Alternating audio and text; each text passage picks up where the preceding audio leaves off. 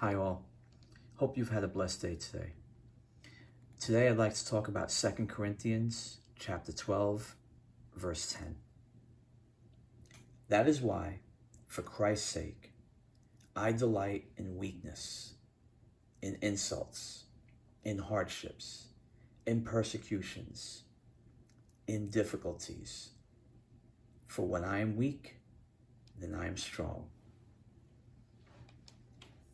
It's part of our human nature not to be happy with weakness or insults. We're even less happy to be persecuted. No one delights in difficulties and stress, and none of us are happy to be persecuted.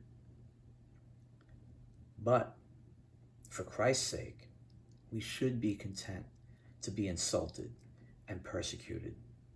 And it's by His grace that we can be content in the middle of the chaos and stress that surrounds our lives. It is for Christ's sake that we are content in our weaknesses, insults, and difficulties.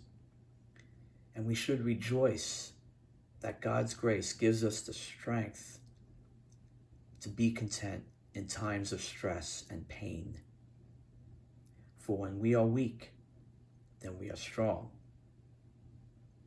It was God's grace that redeemed Saul when Christ met him on the road to Damascus, and he turned to Christ for salvation. And it was by God's grace again that Saul, who became Paul, was able to confess, I am well content with weaknesses, with insults, with distresses, with persecutions, and with difficulties, for Christ's sake. For when I am weak, then I am strong. The clue to understanding this particular verse is to recognize the importance of that one little phrase, for Christ's sake. For Christ's sake. We have been saved by grace through faith in Him, and for His sake and His glory, we should endeavor to graciously share the gospel of Christ with those that insult, ridicule, and despise us.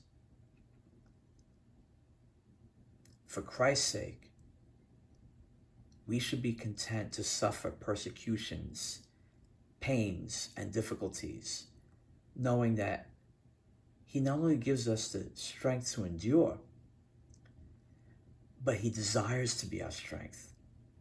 It's in times of persecution and hardship that God is doing some of His deepest work within our lives. If we're in a great relationship with Him and we depend on His strength, that He will be with us in times of weakness.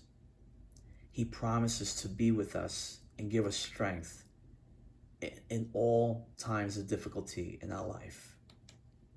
God bless you all.